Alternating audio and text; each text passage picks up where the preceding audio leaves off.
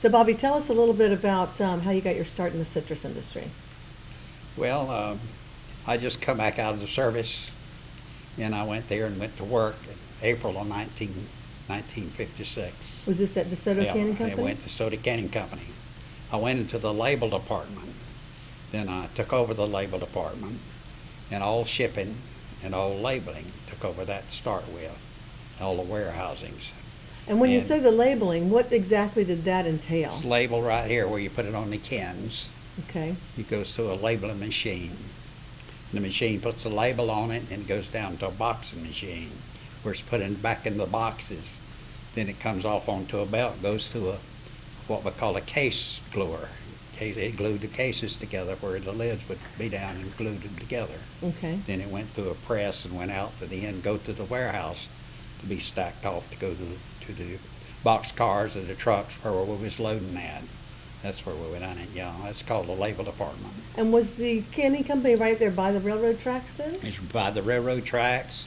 All of our cans come in by rail. A lot of our goods went out by rail. A lot of them went out by truck too. Okay. Then they come along in 1960 and come along with Sealand. We used to carry this products on trucks over to Tampa and unload it at the docks. Then they come up with Sealand trailers.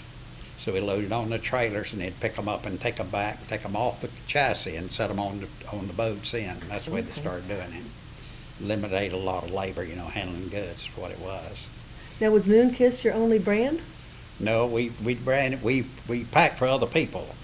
If it said packed by, it means we packed it. Okay. If it said distributed by, it could be anybody's label going on it. Because that's the way it had to be. If it was distributed, it had to be, it could be any juice from any plant. Okay. But if it said packed by, it had to be packed by you. Okay. That Moonkiss was our personal label, and that's why it says packed by on it. Now tell me how, you were just telling me a different story as far as, how did that get its name? That was neat. Pardon? Tell me how it got its name. That was a nice story. Oh, my boss man that I went to work for, he had a home down in Sunny Isles in Miami. And he used to bring us buyers down there, usually around Christmas time and all. He had big parties down there for them. And someone went on to the beach that night and they come back and he said, y'all been moon-kissed. And that's where he come up with the moon-kissed label. I love that. Yeah, he had, I know Sun-Kissed tried to take him to court on it, but they couldn't do it. I mean, it was moon-kissed. Really? Yeah. Yeah, Sun-Kissed out in California. Right. Yes, I didn't realize that. And so how, did that go on for a long time, that lawsuit, or? No, it didn't last long. They just tried to bring it up, but they couldn't bring it up, nothing on him, so it went on just like it was. That's yeah. interesting. Yeah. And so now you have, in this one we have tangerine juice, your blend, and then your salad sections. Sections, yeah. Were those? We put that sections in a number 3 can, a little smaller than this can here. It's the number 3, that's the number 2. And what was the difference between them? Just Well, the it's size? the weight of the fruit. It was a 1 pound tin is what it was. 1 pound weight of product going in it. Yeah. Okay. Yeah, and this other's by ounces, but it's your sections is by pound. How many pounds is in it? Yeah. Okay. Now at that time, who else was packing salads? Because there weren't as many people. I know Bordeaux was doing that, and a few others, but not a lot of people did Yeah, that. there right? was at one time there was quite a few people in salad. Tropicana was. Mr. Rossi packed salad over there at one time. Okay. In fact, he brought pineapples across from Mexico with a boat and packed salad over there at his plant in Bradenton, Right. his Tropicana plant. And also, the old plant over there in trying to think of the name of the man that had it at the time. Then he sold it out. But his nephew bought it back, Ben Hill Griffin Jr. Oh, okay. Bought it back and turned it over to concentrate. It was a single strain. Was that Maxie? This is what we call Maxie. Maxie. Maxie Corporation. Okay. Yeah, Lat Maxie. That's Got who it. he was. Okay. Lat Maxie. Yeah. Yeah. His old brand was Silvernip. No, Silvernip. Yeah. Silvernip. I've actually Silvernip. have a few of the bottles of Silvernip. Yeah. So. Yeah. In fact, they got some grove out in Lily by where we are. It's got Silvernip grove on it Oh, really? because some of his people hand down, some of his children back is had it there at Severnip. Okay. But that was his brand, Severnip. I always wondered where he got that name from, so I figured it must have been a dog or something. I don't know. know where they got it from, really. That was for my time when it come out, yeah. Okay. Well, let's go back to then DeSoto Canning Company and tell us a little bit more about your work there. Well, I was there about when 1961, he come to me and wanted me to take over the whole plant. And who was that? Mr. Morgan, L.O. Morgan. He's the one who owned it? He's the one that owned it, yeah. He was the owner of it, him and his wife, yeah. He owned Sunny South Packing Company, and he owned a lot of corporations in Groves. Different corporations. He had Dixie Grove and Cattle Company, Okay. and he had Sunny South, and then he had Josh's Creek Groves, and let's see, he had quite a few Bremore corporations. He had a lot of Okay. corporations. Right. He bought that bank when it went broke and during the Depression. The First National Bank uptown, he bought that Here in Arcadia? in Arcadia when they Okay. auctioned everything off. He set up a corporation in St. Petersburg, yeah, and he bid on it, that bank, at one bid. And when he auctioned it off, the auctioneer told him, said, we got one bid. If the bid's greater than anything else, it'll go as one lump sum. If it don't, it'll be go out in pieces. So they auctioned it off, and he had the bid, the highest bid on all of it. So Oh, my. he bought it, yeah. And in fact, he owned it six months before anybody knew he had it in Arcadia. That's hard to keep secret in Arcadia for 6 months now. Well, Doug Treadwell Sr. was an attorney then, and he met Okay. him in the post office. He said, look, y'all let somebody steal that bank. He said, I'm mad he paid for it. But that's where he got started. That's the bank that turned into the First Federal uptown. Okay. It used to be the old First National Bank. Right. Yeah. That was the one, yeah. Well, how did he get into citrus then, or was he already in citrus Well, before he bought the bank? His father had some citrus Okay. when he was a child. He went to Annapolis to start with, and he left high school. He played a lot of baseball, and his father said, you're going to leave that baseball glove at home. I'm sending you to get an education. But anyhow, he went up there, stayed a year up there for this one term, and he didn't like it. He told me, he said, I was dumb. He sent me home. I said, no, I know better. You just didn't want to be a midshipman. But anyhow, he come back here and went to the University of Florida. That's where he went to. He was a pilot in World War I. Oh, wow. He flew in World War I. Said he landed in cornfields where they could land in. Yeah, Those different times, for sure. yeah. And so when did the canning company start then? This canning company used to be a big co-op at one time, and the 1926 hurricane tore it down. Wow. And none of them didn't want to build it back. So he built back. He had John Chris to build it back for him. What was the And name of the co-op? Do you remember?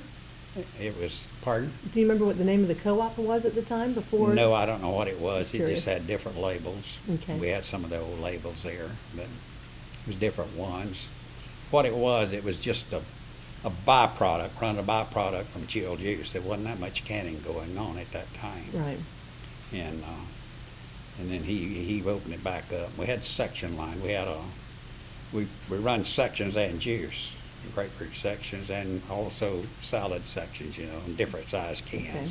This is a commissary pack, what we call a 404, and 303 was just for household use, So commissary would be like going to the big box Big stores? places where they used a lot of it, yes. Okay. Yes, commissary, where they go, serving restaurants and all is what it Right. was, called a commissary pack, Okay.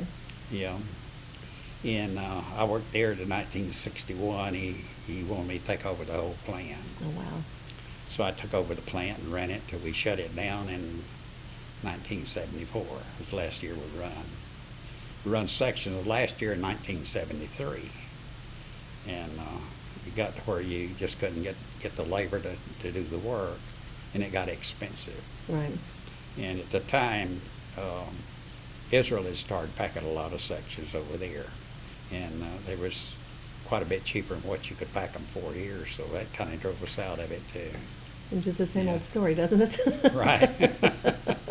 Well, they subsidized Israel a lot to help them, which they needed to, you know, Right. get them started when they come back. And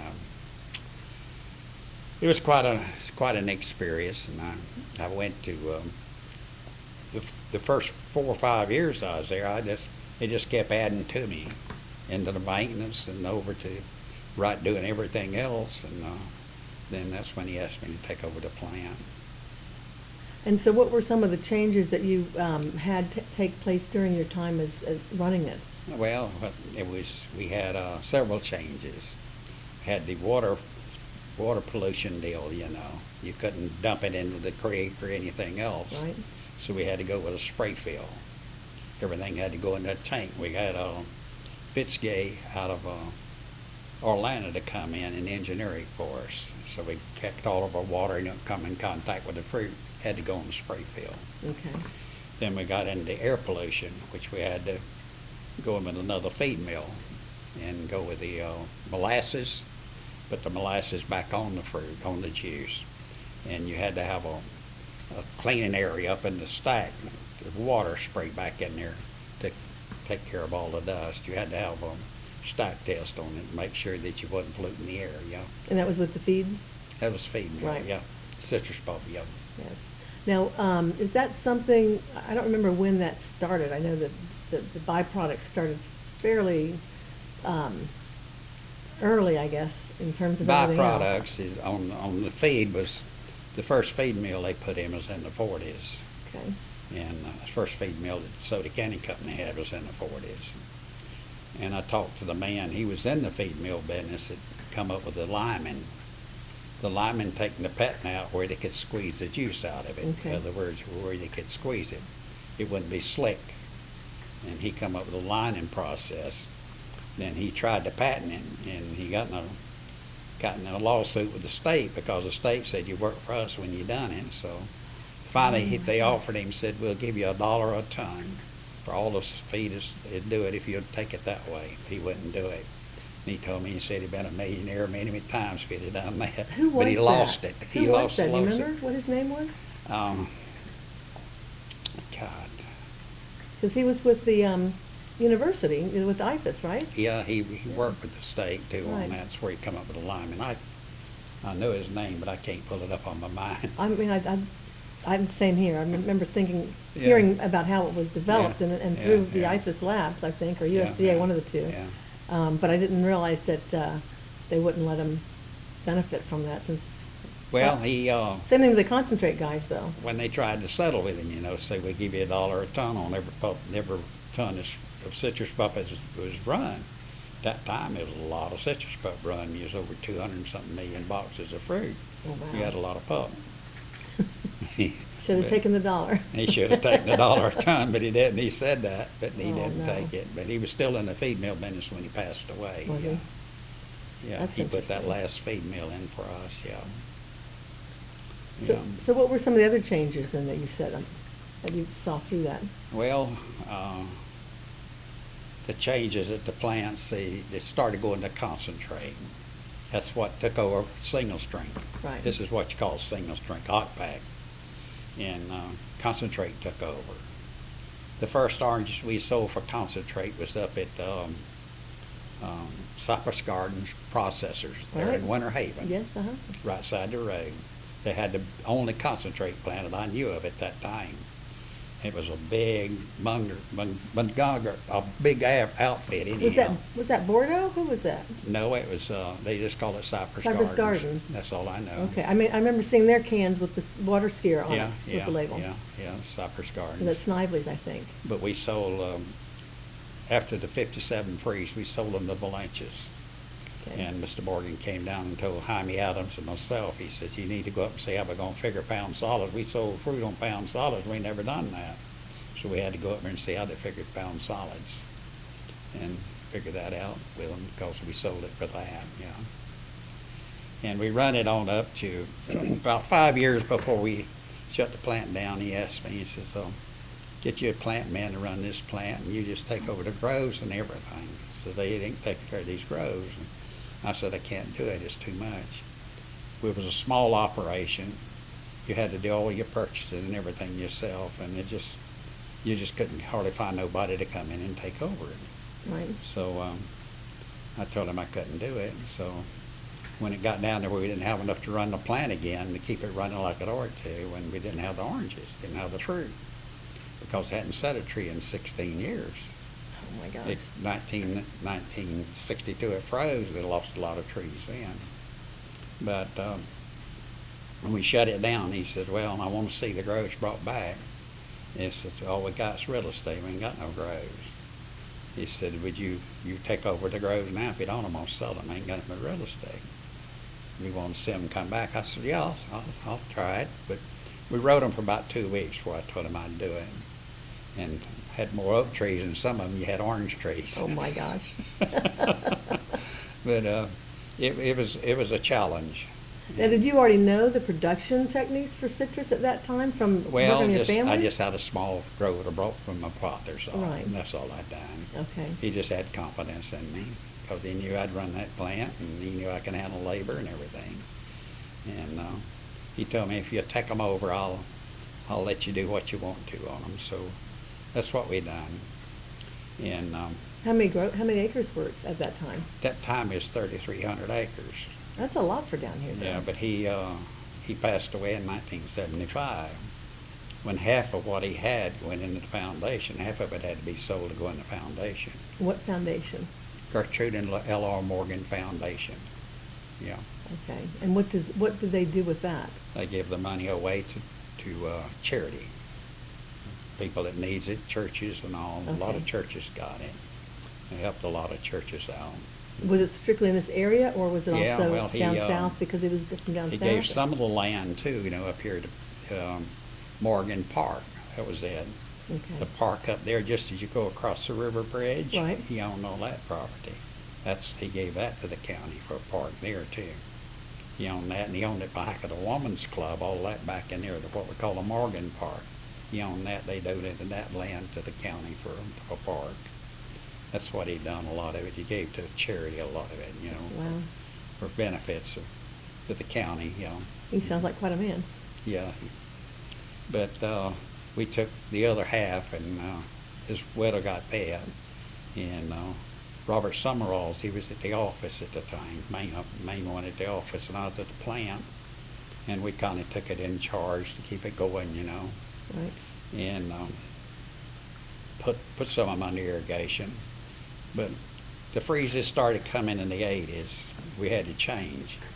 We didn't have enough water, to take care of cold weather. Right. We was planting a lot of trees, was losing a lot of them from the cold.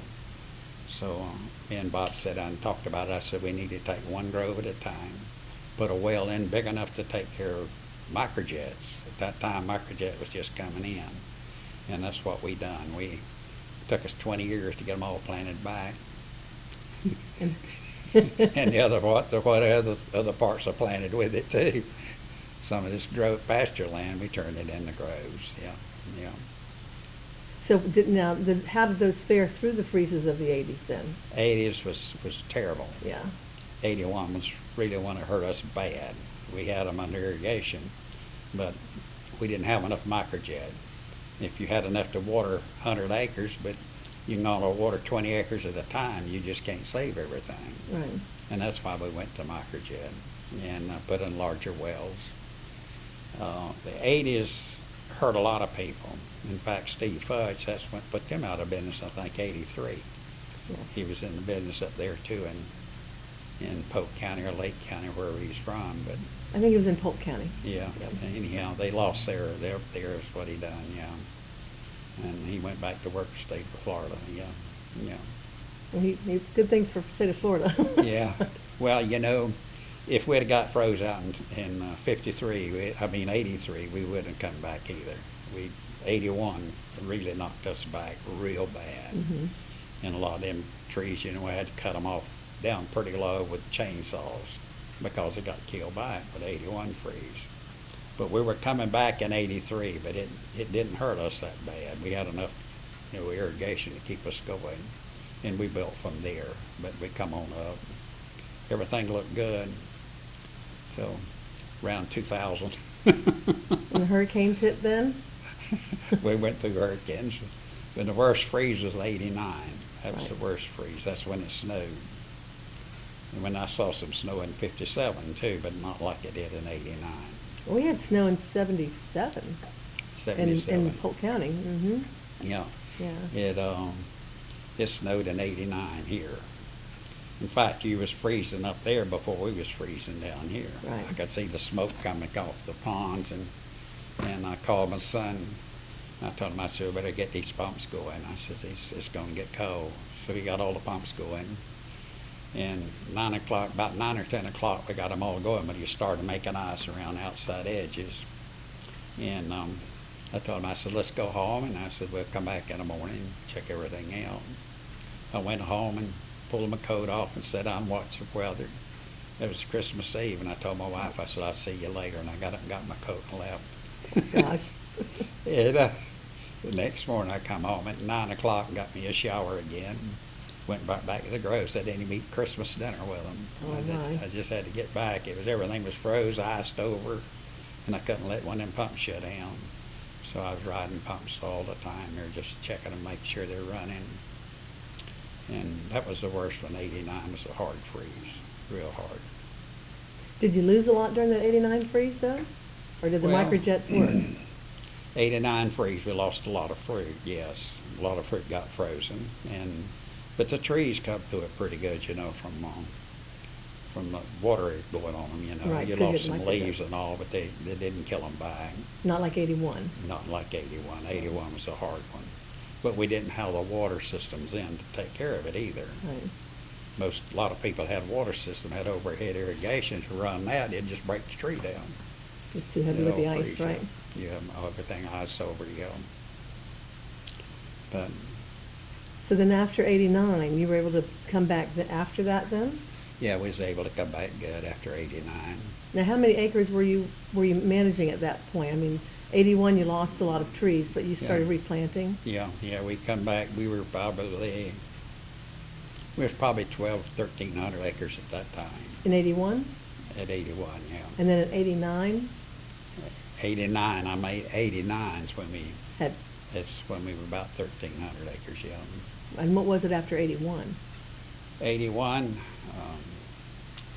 I say we probably had 800 or 900 acres under growth in at that time. Okay. Yeah. And but we made it back, and everything went good. Production started coming up everywhere, all over the state at that time. Well, in 1962, a lot of these people up in Polk County and all, they moved down to Immokalee and started field farming down there. That was the Paul family and some of the other guys, right? Yep, The yep, Berries? yeah. So, so that was after the 61 freeze that they started coming down? Did you say 60s? 62. 62 After the freeze? 62, yeah. Okay. And That's why they started moving south with some of it. Because Wells had a Circle Bar ranch down there, and they sold that for groves. okay. And they started putting groves down there, yeah. And who was that? Wells? What was It was Ed Wells. Ed Wells? And what was the Ed name of the Wells ranch? Fruit Company. They used to have a packing house here between Nocatee and Fort Ogden here on the right-hand side. Fresh fruit packer, yeah. And what was the name of the packing house? It was Wells Fruit It Company. was Wells Fruit Company. Wells Fruit Company, yeah. Okay. And what was the name of the ranch? It was Circle Bar down in Oh. Immokalee. Is that the one that's the Circle Bar? And LaBelle, I'm sorry. LaBelle, okay. Yeah. LaBelle's where it was, yeah. That's where it started and went on down to Immokalee, Okay. yeah. But, I was wondering if that was the one that they had turned into, it's all housing now, but it's in Fort Myers. I don't know if it's the same one or not. yeah. Might be. I don't really remember, yeah. But so the Wells family got completely out, and a lot of the people from Polk County moved south. Yeah, right, yeah, a lot of them went south, yeah. And how did that affect the Arcadia area, the DeSoto County area? Well, we used to be on the southern end of the citrus belt. Then after that happened in '62, we moved further up north.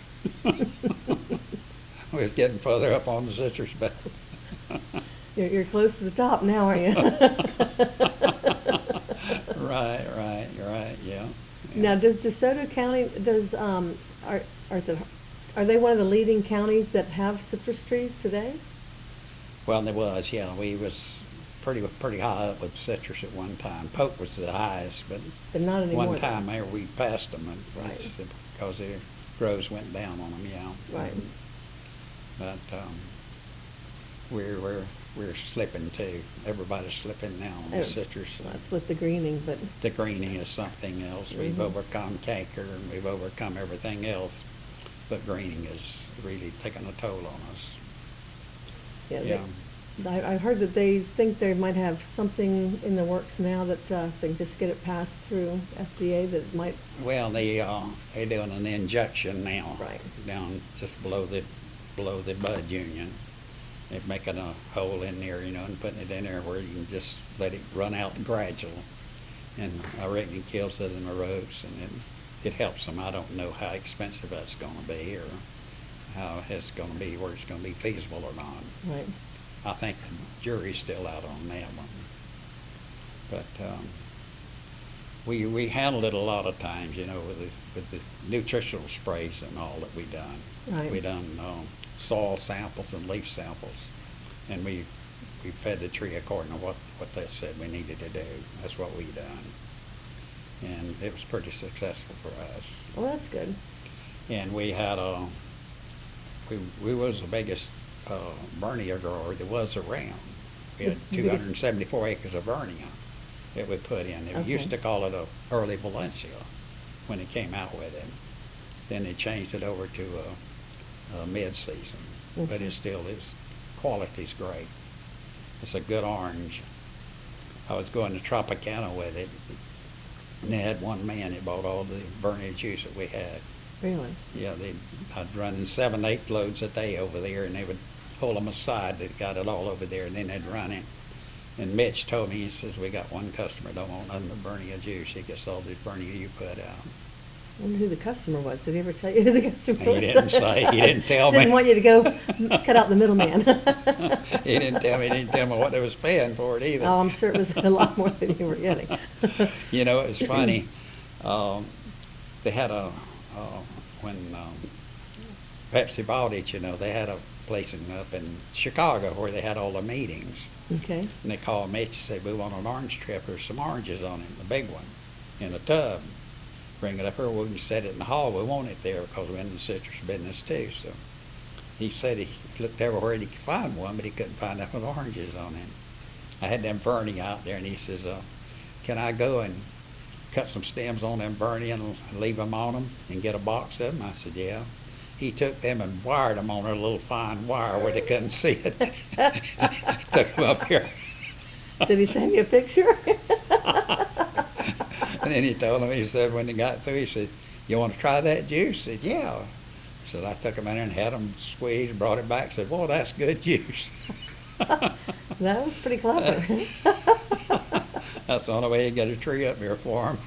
And who was that? That was Mitch. He was over in Tropicana, yeah. What was his last name? Mitch, he's the one, he came over there when they built that big glass plant. He run that glass plant for a long Okay. time for him. I know I've seen his last name. I just can't bring it up right now. Yeah, Mitch, when I done business with all of them, over there for Right. years, yeah. Mhm. Now, how long ago was that happen? Oh, could have probably been 10, 12 years ago, maybe 8 or 10, I don't remember. And so what company were you with then? I was with Sunny South Packing Company. Sunny South Packing Company? I'm president of Sunny South Packing Company. Okay. Now, Sunny South's still part of DeSoto? It was, didn't you Sunny say? South's the one that the man that owned this on Sunny South too. Okay, perfect. So Yeah. tell us now about how it evolved from DeSoto Canning into Sunny South. Well, he was Sunny South then too. He packed. We had a packing house up on Hickory Street. Okay. Yeah, we had a packing house there that burnt down in, I believe it was '66. When Hurricane Donna come, he asked me, he said, will you go back and fix that roof on that packing house for me? I said, yeah. So I put 138 squares of metal on that, put skylights in it and Tupelo and redone it all. Then he brought Tipton in from Food and Machinery. Right. Redone all the bins and all the belts and everything. It was just like a new packing house whenever it burned, Oh, gosh. you know. How long after you had done all that did it burn? Oh, That, I've done it in '60, so it's probably 6 years later. oh, what a shame. Yeah, 6 years later. They never did run it anymore. Run packed the last time, 1958. It's the last packet we did. It's a Yeah. shame. So Sunny South, so when you left, when DeSoto shut down in 74, is that correct? 74, correct. 74? So then tell us what happened after that. Well, we just, he asked me, he says, we're going to sell these oranges, where we're going to sell them at? I said, well, I used to sell Dan Lovelace. He was with Tropicana at that time with Mr. Rossi. And I said I always sold him the Balances on the telephone because we didn't run no Balances. It was high brick stuff, High you brick know, stuff. and all, and it just wasn't feasible to put them in a can. And we sold them for children. Well, that time it was pasteurized. They put them in glass. And he said, okay, call them. And I called Dan, and he said, yeah, I want to buy them, but I ain't going to buy them on the phone. So I'm going to send Clayton McDonald to see you. I don't know if we ever knew Clayton or not. I did not know. But anyhow, he was the main buyer for him that time. So he came over and met us on Saturday at the office. Mr. Morgan said, now, you do all the talking. I'm not going to do it.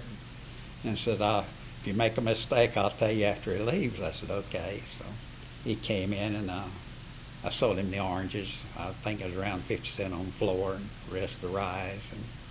And the grapefruit, he said, I'll give you $2 a box, deliver it in, or I'll give you 65 cents a pound solids. I said, we'll take 65 cents a pound solids.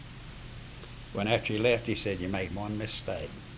Said, you should have sold them for $2 a box. I said, no, we got 5 and 6 pound grapefruit. These old trees, Duncan grapefruit trees, they've got a lot of solids in them. He said, when you ain't got to change it. I made mistakes. If you make a mistake, we learn from it. I said, okay. So we stayed at that. And first check come in was $3 or something a box. Oh my gosh, so you made the right decision. I was over talking to Dan. He told the girl, the secretary, he says, get Sunny South's folder out. I want to look at it. And he got looking at it. He said, why in the world did Clayton pay that for them grapefruit? I said, that's the only way we'd sell them. That's wonderful. Are there still any Duncans around? That was my father's favorite fruit, and he can't No, find it it's- anymore. Well, we pushed them all when Yeah. canker come in. We had, on 31, we had a 20-acre block and a 15-acre block of grapefruit in different areas. And it got canker in it, so we lost the whole 200 acres. I got some pictures at home where I took pictures of them oranges before they pushed them. Boy, they were beautiful.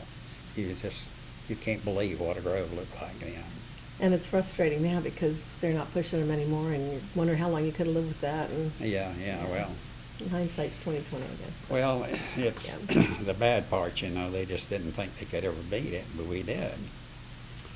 I know I had it, but we kept one spray machine ready to go all the time. We used copper and sulfur and bond. Bond would hold it on the tree, Right. a sticker. And we used that, and we whipped it with that. If I found some canker, we just went and sprayed it. Just kept spraying it, we got it whipped. That's And but we had it whipped. I know Steve and also Jim, the one with the canker, what was his name? Jim Graham. Graham. Okay. Yeah, Jim Graham. They were looking at some earlies I had down there. I had some Westons and also some early golds. They had it on it. And they were looking at them, and I says, I got some canker on that block I planted out on 31. Had 200 acres out there in the Fernia. And I said, I got some canker on that. You want to see it? Yeah, we'll go look at it. So they went and looked at it. And Steve told me, he said, Bobby, it's already on the stem. He says, you'll never whip it. You'll never whip it. You'll never get rid of it. Graham said, here's a 3-year-old grove. It ain't going to be nothing. So later on, I kind of had the canker whipped on the others, and they come looking at it, both of them. And we rode to it looking, and said, well, so I see it from the road, and says, you know, the fruit ain't falling on the ground. But I told him, I said, you want to go look at that 31 block, that burning? Yeah, let's go look at that. And I drove them in there, couldn't find no canker, and they couldn't believe what it looked like. God, it was a beautiful grove. Wow. And, yeah, but we had it whipped there too. Well, is that something that they are using now? Is that, because since they're No, not pushing anything over? you don't have no problem with it anymore. You'll find a spot here and there where the wind will blow it in from somewhere, but if you just keep it sprayed. Takes care of it. Keep it, yeah, it'll take care of it. Anything that's got metal in it will take care of it. When you spray these metals, it'll take care of it. Now, back to Sunny South. So you were, after you had the canker came in what year? Canker came in and I believe it was in, we pushed that one out over there and let's see, it was 2002 when we pushed it, yeah. Wow. We set it back in 2004 Okay. in Vernia. It's still in Vernia. And how is production now? Production's going down on it. If production was good 2 years ago. But is the greening got in? We got a lot of Benton in there too. Benton rootstock. Okay. That's an improved creosote. And it's like the creosote, it just ain't gonna hold up. No. It produced good to start with, but right now it's still dying back, and I'm still replacing it. And the Swingle's holding up a lot better than the Benton is. I understand. But all the resets going there is 812s. Okay. Now, in 2004, when all the hurricanes hit, did you guys get a lot of flooding here? Any what? A lot of flooding? What happened here Oh, with the yeah, hurricanes? 2004. Mm-hmm. We lost a lot of trees in 2004. Because some of the pictures I saw, they were just almost flattened. Donna came. I mean, No, this was those Yeah. three. The three. Yeah. Charlie. Came through. It was Charlie. Yeah. Charlie. Donna cut through in 60. Yes. And it was Charlie and There were three of them. Yeah. I don't remember. 2004. Mm-hmm. 2004 when Charlie came through. Yeah. So I know I'd seen a lot of groves just almost flattened. It was crazy. And then a lot of water. It come right up through the river. Anything we had close to the river, I mean, it worked on it. And a lot of them, it twisted them around, broke them up, and they just started dying. Right. They just didn't make it. So have you replanted on some of that property? Yeah, we had to replant a lot of them at Charlie, yes. And so in doing that, did you guys make any changes in terms of how you planted and any other production practices? Well, I was already planting what I call a California set. You set one and go 4 foot and set another one, and then go 12 foot and set two more again, like that. And what is that supposed to do? Well, it gives you a better production. Makes a bigger tree, they go together. Okay. Looks like one tree. Actually, you can't tell it unless you get down and look at the stump and see it. It gives you better production quicker. What about cover crops? I know there's been a lot of talk about different cover crops now. So many people going organic. Have you guys done any of that? I never used any cover crops. They used to use Andy Indigo and Codleary for cover crops, but out there where I was born, right there on 31, where that Williams Fruit Company is now, at Right. 200 acres. A big 2-story house, log cabin, 1933. Oh, My dad was crew foreman for A.C. Williams. He owned it at that time. And he was crew chief for it. He run all the groves for him. And then when I was 4 years old, we moved out and went down to Nocatee. My mother and father had a home down there, and we moved down there. Yeah. Mm-hmm. Did he still work for in citrus down there then, or was it the same company he worked for, or when you moved down to Nocatee? Well, when I moved down to Nocatee, my father worked for Anderson down there for a while. Okay. Anderson And still in Groves, citrus yeah. though, right? Yeah. And is that who you learned all of your citrus knowledge from? Well, I learned it from my dad. He had a grove of his own. I bought his grove in 1966. After he got pretty old, I bought his grove from him. Yeah, I learned it from my father. Yeah. And is that grove, do you still have that grove today? No, I sold it. It's gone. Yeah. So you run across some, I know, a lot of old characters in the industry. Yeah. And probably have some fun stories to tell, I'm sure. So who was your mentor other than Mr. Morgan? Pardon? Who would you say was one of your mentors other than your father? Oh, yeah, Mr. Morgan was the main one, yeah. My father passed away in the 70s. Mr. Morgan passed away in 75. Oh, mine. Yeah, but he was, I don't know, he just took a liking to me, I guess. But he was a good man. And who were some of the other industry people that you worked with? I worked with, I worked with Sarles Brothers a lot. I didn't work with them, but I had a lot of contacts with them. Right. Yeah, Steve and also Howard and all of them. Yeah. I know both Howard and Steve because I knew Howard when he was on the Citrus Commission, and Steve, more recently because he just went into the Hall of Fame. Yeah. And then Justin, I guess, has taken over for him now. Yeah, Justin's taken over, but he's selling a lot of it out too. This went bad, Right. He sold that Tucker 80 down there, already developing it, Oh my gosh. right next to me. But, That's a lot of housing going up around here. Yeah. So, It was good grove land too. Used to be one of the prettiest groves there was in the county right down there. Oh my. But got dipreppies in it. That's what took it out. You see where you're focused on everything else, and all of a sudden diapreppies comes back. It's like, what happened? That's horrible. You're all the time fighting something in this citrus. That's true. It's never no end to it. 24/7. Yeah, that's right.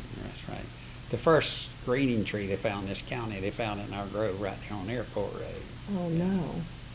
Yeah, I think her name was come and checked it. She worked down in China with the University of Florida. Was her name Susan? I don't remember that. I don't remember her. She's never married. But she came down catching psyllid down there. And I told her, I said, we got ahead of it now. We put an admire on them about every 6 weeks. We'll take care of it. She said, no, you'll kill the psyllid, but you won't kill that greening. Says when he goes in there to get his food, sticks that sucker in that thing, he'll leave that greening if he's got greening on him. But she caught a bunch of psyllid, but none of them was positive. All of them was negative. But they were positive around though. But there's plenty of positive now. Yes. If he's out there, he's positive. Oh well, it's hard to laugh at it, but you can't do it other than cry. Yeah. Gotta laugh rather than cry. So. Yeah. But I don't know. I'm really worried about the citrus industry now. I'm concerned. We all are, absolutely. I'm concerned if it's going to make it. So, How many plants are we going to have? well, we went from over, I want to say 350 packing houses to less than 12. So that's how much the industry has contracted just on the fresh side. A lot of them's quitting now. A lot of them's quitting, just like we did. Yeah, well, you don't have the money to sustain it for. Well, first we used to go sell some of the land we had down in Port Ogden. Some of them's going back pretty bad. And finally I told the boy, I said, see if somebody wants it all. Because I'm getting old. And I'll be, October 22nd, I'll be 89 years old. Oh my gosh, you look 89 at all. You look great. I'm an October baby too. Not 89, but. Yeah. Well, happy birthday in case I don't see you before then. Thank you. After this is final, I'll be 89 when we've settled it, finished settling it out. Everything's settled out. Are you selling mainly for housing developments, or is it going to somebody going to stay in groves, or what? Well, some of them staying in groves. Some of them still trying. And I know I talked to one here a while back. He says, we're about like you. we think we can stand it, we might not be able to. Because everybody's got problems. Right. There's problems everywhere. It's sad, you know, to see it go back like it is. Absolutely. When was Sunny South originally started? Sunny South was started way back there. Most of the fresh fruit. It was Mr. Morgan. There was 5 of them that started Sunny South, but they had different grows, you know. Right. George Russell was one of them, and York Whitney, John York was one of them. He was up in Boston. That's where he's from, you know. Whitney was too, and there was another one in there. I don't remember who that other one was. There's 5 of them. Yeah. Was Morgan the only one that lived here in Florida? Yeah, he finally bought all the Sunny South out of from the rest of them. Same thing with Dixie Grove and Cattle Company. Okay. He bought that one out. Was it the same He was partners? involved in that one. Dixie Grove and Cattle was started by an old Confederate colonel. That's why it's called Dixie Grove. Oh, really? And he had 2 daughters. One was married to Mr. Dozier, mercantile uptown. Okay. And the other one's married to Dr. Burnett. He was a dentist. And Mr. Morgan bought Dozier out way before he did Dr. Burnett. But Mr. Morgan had made a deal with Dr. Burnett to buy him out when he passed away. And after he passed away, Dr. Burnett came and told Mr. Summerall's at the main office. That's the one I was in business with, Robert Summerall's. And we was the one that took over all this, him and I. But he told him, he says, Louis going to buy my grove and my stock out on the groves. And he said, I needed to put up some money for my wife so it'll be there where you have it. So he called me on the radio at that time. I didn't have telephones. He said, Right. Come in, I want to talk to you. We had cattle down there, me and Bob did. Mr. Morgan had already started us in the cattle business down there. And he said, Dr. Burnett wants to, we talked to Miss Gertrude about that, her stock, his stock. He said, why don't me and you, let me talk to Miss Gertrude, why don't me and you buy that, and then they can't run us off with their cattle. I said, okay. So he went and talked to Miss Gertrude. She said, yeah, buy it, and said, when you get where it can, I'll sell you mine too. So that's where we ended up with stock like that, buying it from her. Yeah. A different way of doing business. Yeah. That was the nice times back then. But he's been gone now 18 years, about 18 years since he passed away. Mm. But he was a lot older than I was. You know. And now what about Bob Summerall? His name was Robert Summerall, yeah. Is he still around? No, he's been dead for, probably 17, 18 years, yeah. He died in 2005. Now, how did you guys hook up? How did you get together and start Well, doing we just stuff? knew each other. He Mhm. worked the main office and I run the plant. And that's where we were together a lot, you know. Then we got in the cattle business together. Mr. Morgan had some cattle that wasn't taking care of them and all. So you got another job. Yeah, so we took over the cattle for him, and 3 of us. He set up a corporation. It was called, took a corporation he had he wasn't using, Joshua Creek Groves. That's what we used cattle on. And then he set it up, and he really hadn't issued our stock. We didn't issue him any.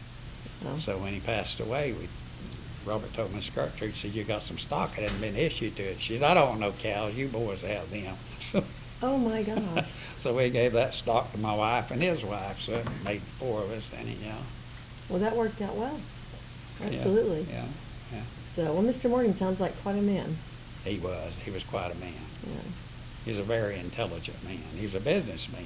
Wasn't no foolishness about him, but he was good. And was he from the Boston area too, did you say? No, he was from here. He From was here. raised here. How His did he father get was raised here. How did he get hooked up with the guys from Boston? They just investors? I reckon, no. Well, I tell you, I represented him when they recognized him in Sisters, out here on Agnet, whatever it was. Right. And I represented him then. But he always told me, he said, Bobby, go to the president when you want something. They got to go to him anyhow. And he told me how he got started. He caught a train here in Arcadia and rode all the way up to New York City. Chase Manhattan Bank.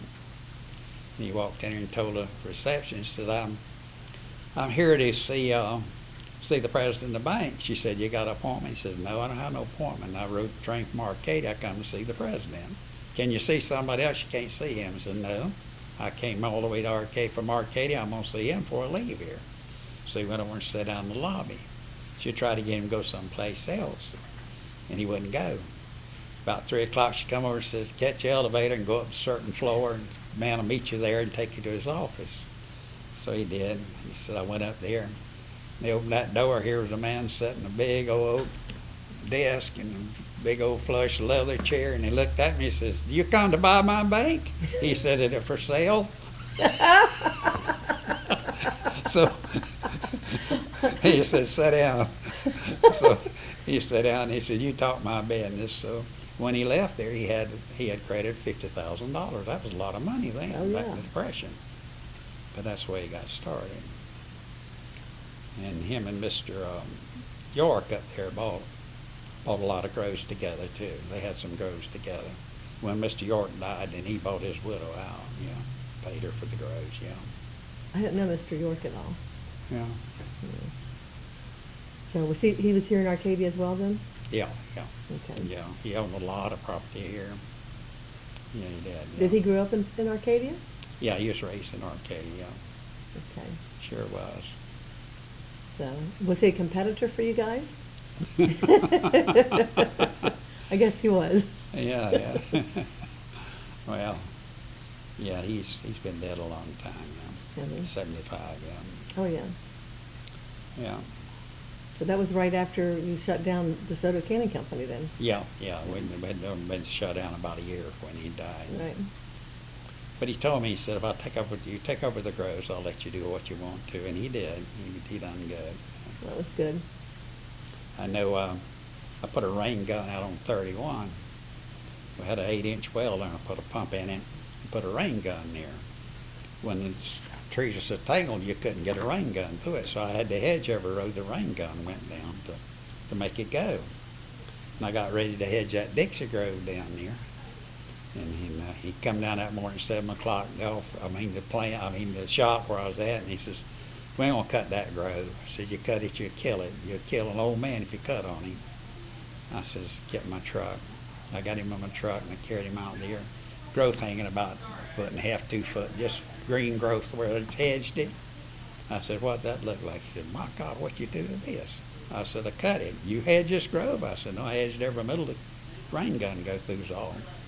And I carried him and showed him another, and he says, that's okay, go ahead. He says, I just want to see it when you do it. And I knew if he seen them big limbs falling, he'd have a heart attack. Absolutely. So I drove him right down Reynolds Street where I live now, where he could see it. But I didn't drive him in the grove. But it worked. It worked. That's all I needed to know. That's it. That's all it was, yeah. So who were some of the other characters that you came around? Yeah. Well, he'd tell you a lot of stories. When I was running that plant sometime, he'd call him, you busy? If you ain't, come up and let's talk. He just wants somebody to talk to him about what goes on. Yeah, he knew Bone Mazel. He knew all them guys, you know. He told me about Parker Brothers, you know. They had a bunch of cattle in that bank up there, you know, whenever it went broke, when the government shut it down. So said Parker was the main one. He told him, he says, Likes is going to come in and try to steal them cattle. So they ain't going to want to pay for what they're worth. Mr. Morgan said, what are they worth? He said, they're worth $10 a head, but he ain't going to want to pay $10 a head. So he said, if he tries to steal my cattle, I'm going to kill him. Mr. Morgan said he would have too. So when they auctioned the cattle off, Mr. Morgan went to the auction, and the guy from Likes stood up and he says, Likes pays $8 a head. Mr. Morgan says, Sunny South pays 10. He said, Likes will pay 12. He said, Likes can have them. So at least they paid what they were worth. Yeah. That's funny. Yeah. So. But he was quite a man. He was a good man. He done a lot of good for people that didn't know it too. Like, did he, in what way? Well, he helped a lot of people that didn't know he helped them. He did it, yeah. That's nice. So, now, there's a place here, I think it's this, I get them all mixed up because I don't live here, but is it Florinello's that people go to? What's the lunch place everybody always goes to? The what? The lunch spot everybody goes to. Everybody, The reef and beef? that's where that one is here. Okay, Reef and Beach. Tell me about some of those stories, because I've heard some funny ones at all the different lunch spots, and I want, tell me a couple of those. Well, we just meet out there, mostly a bunch of growers and cattlemen, you know, and we'll usually sit at the table and talk. That's the way we do it, yeah. It'd be like at my mom's kitchen table. We said if we had a tape recorder, just recording all these stories, we could write a book. It'd be a good one. It'd be a bestseller. Yeah, I know. The other day I was out there and Mark came in. He's a realtor. Anyhow, he's one that sold a lot of this. And Robert, one of them that bought it, came in. He's sitting at the table next to me, and Robert told me, "So I want to ride with you one day, Bobby, and talk to you." And Mark said, "I want to go with you too." He said, "Mark, I don't want you talking. I want to hear him talk." He want to hear some stories too. Yeah. Well, you want to tell the stories while we can. So, Right. because like you said, the industry's contracting, and Yeah, you know, we're losing all the stories. So I want to get them down as much as possible. Right, yeah. Hmm. So, A lot of history in it, yeah. absolutely. Mhm. So, what are some of your favorite things that you'd like to reminisce about? Oh, I don't know. I just love agriculture. I just loved it. I enjoyed it a lot better than processing. Right. Processing is a job, I'll tell you, a full-time job, especially when you're a small operation. Everything falls on you, all the purchasing and everything else. When I was running, I had to keep the cans purchased and everything purchased, boxes to put the product in and everything, sugar for the sections and all. And it was a job. Right. And the maintenance too, you know. I would think the maintenance would have been a lot back Maintenance then. a lot of Mhm. acid Yeah. and juice, you know, and anything that comes in contact with it's going to eat it up. A lot of citric acid in it. Right. Mm-hmm.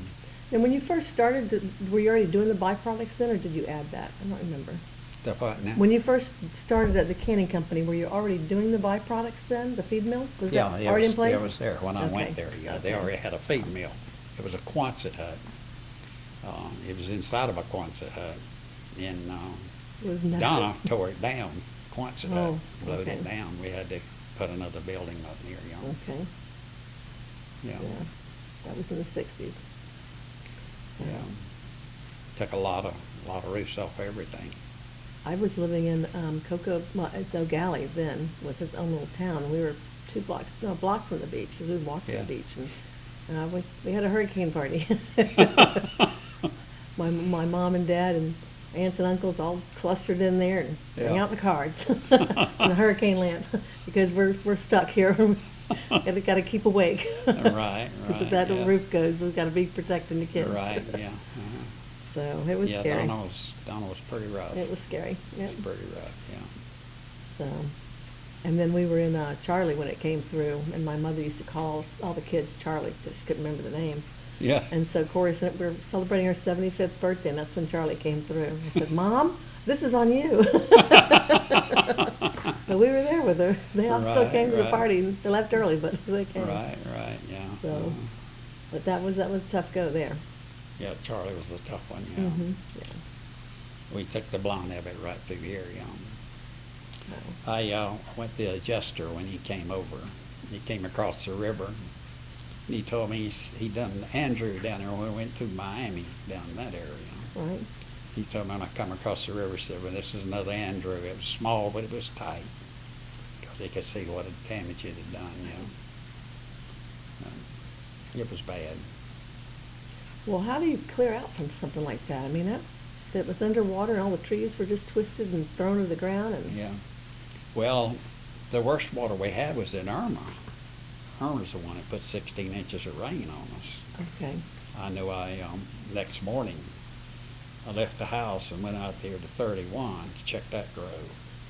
And I got shell roads around it. I got on that shell road and all I could see was water. I backed out because I didn't go no further. It took about 3 days for the creeks and all to go down enough I could get in the road to check it. Oh, my gosh. It was that bad. One by my house, some of them trees that run across there, the creek and all run across the grove there. You high as your head, there'd be debris up in that tree. That's how high that water got Wow. on that grove. Watch places out you bury a truck in. Yeah. So after Irma then, what'd you do with that grove? Was it rehabitable? Well, we just reworked it. Yeah. And it survived? Yeah, yeah. We That's lost amazing. a lot of trees out on 31 Mm-hmm. because the trees was heavy loaded with fruit, and the Benton was the worst than the Swingle, because the Benton was set on 12 by 12s instead of two next to each other, Right. so they didn't have the root system protected.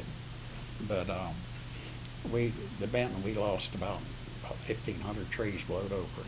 Oh, wow. We got the fruit off of them, then took them out and replaced them. So what's the acreage in the county now compared to what you've seen it go up and down, I know, but you have I an don't idea what we're really looking know at? what it is right now. I hadn't heard.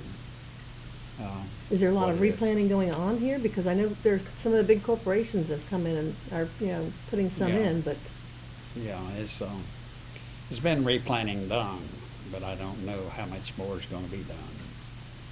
and everything with you is final in October, as far as shutting Sunny Yeah, South Sunny down? South, yeah, it'll be gone in October, yeah. Yeah. They're not taking over the name or anything, they're just taking the assets? Just taking the land, yeah. Okay. Yeah, and they're not taking the money. All the stock will be liquidated. Right. Stockholders will get the money off of it, Do you have a lot of stockholders now, or is it just your family? Just two families. The yeah. Bobs and Summeralls? Robert Summerall's family Yeah. is, he's about gone, his wife's gone, his daughter's gone. I only had one daughter. Oh, wow. All he's got is his grandkids, his great-grandkids now on that side. On my side, I got a son and a daughter. I got one son that's passed away. I'm sorry. He was 45 years old and had cancer, yeah. Oh, wow. He worked for me then too. He died in 2004. Wow, I'm sorry. Yeah. Yeah. It's just one of them things that happens. Yeah, it's tough enough to lose a parent, but to lose a child is That just man another that come thing. in and signed a check for, that's my son. Oh, was he? He said, Dad, you forgot to sign my check. I heard him. Signed everybody but mine. Yeah, yeah. And I got a daughter, and she's 58 now. But she always told me, she said, Daddy, I'm gonna retire when I'm 60. I ain't gonna work all my life like you have. But she didn't know I enjoyed it. Well, that's the trick. You have to find something you love so it's not work. That's right, that's Mhm, right. yeah. Well, they was in the McDonald's business, and they sold out. They sold out about 6 months ago. They was gonna sell when she got 60 anyhow and retire. But, So she sold at 58 instead. yeah, yeah, Well, after you went through COVID and see all the hard work and everything that you've done, so I think people, they want to enjoy it while they can. yeah, yeah. So I yeah, guess well, I understand that. But it well, is- if you like something else, Right. she likes to go to North Carolina. We got a home up there in the mountains in Cullowhee, and she likes to go there. Yeah. So she'll probably move there, or she's going to stay here, or what? Well, she told me she's gonna stay over 6 months, and down here 6 months. She gets my house when I'm gone. Oh. Oh, well. Yeah. That's why you work hard, right? Right, right. Exactly. Yeah. Well, and my wife turned it over to her anyhow. And it's willed over to her. Right, Yeah. yeah. Yeah. Well, what would you like to make sure that we know about you and the industry, your life? Because I know I've kept you here quite a while. I know you probably get a little tired, but what would you Well, like to it's- say? Well, it's sad to see it get in the shape it's in now. It's heartbreaking, really, because when you put all your life in something, you see it go back. You don't like to see it that way. Right.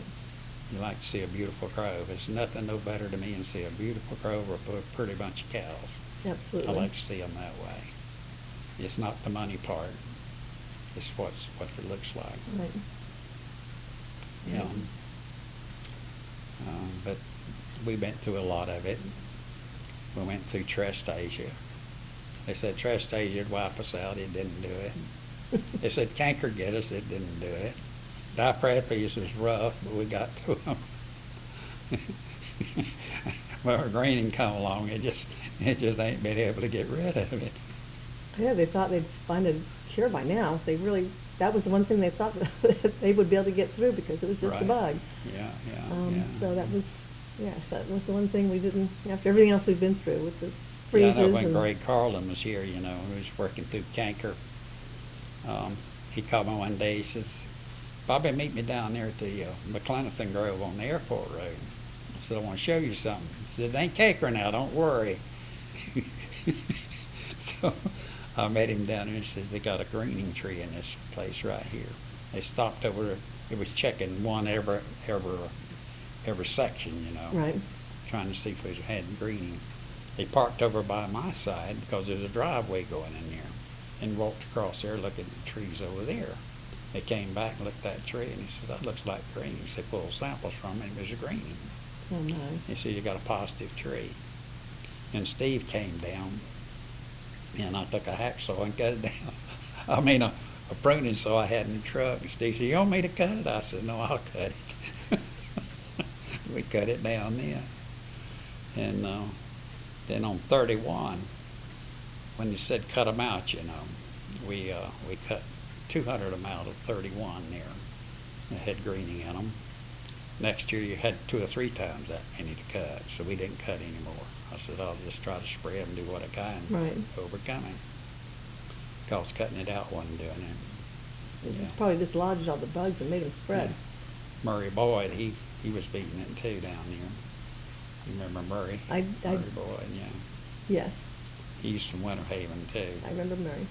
Because they called me, his guy with him down there one time called me and says, Murray wants to see that Bernie you got down there. Can you show it to him? I said, yeah. He was on his way back from Winter Haven. I said, tell him to call me and I'll meet him there. So I showed him that too. Drove him all the way through the groves. Got through it, he says, I didn't see the first bit of canker. I said, no, we got canker whip. We sure ain't got greening whip. Yep. It's a shame.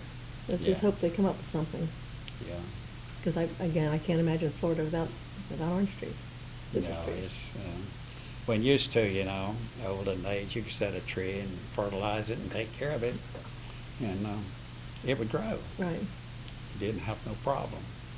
Then all these diseases come along, they just throw the kink in them. Yeah. Now, I grew up in Winter Haven, so I remember when they had citrus trees all the way up through Claremont and all the way Yeah. down to Miami. Yeah, that's right. And when you could only go down to Miami through 27, because I was born in Miami. You had When to you go through know the sugar cane. They found the psyllid in 96 over here in West Palm Beach, remember? I don't remember that, no. They found the psyllid there, but they didn't worry about it because we didn't have no greening. Then all the lime trees and everything started dying in the homestead and went down there and it was greening. Oh, my. And they found that a lot of these ornamental plants had greening in them. And now it's all over. Yeah, it's everywhere. So, It's everywhere. well, tell me some good news. Well, I hope I got some. You're retiring. Yeah, that's about it. Be a happy yeah, birthday yeah. present, I guess. But I'll still drive around and look at them. Right. I'll still drive around and look, see what they look like. Yeah. Well, happy birthday, and thank you for being here with us today. I appreciate it. Thank you. Thank you. Yeah. All Yeah. right. Yeah. But it's 66 and a half years, I reckon, is enough. I'm telling you, you're alive and kicking. I know it's wonderful. Looking good. Yeah. So, Yeah. okay.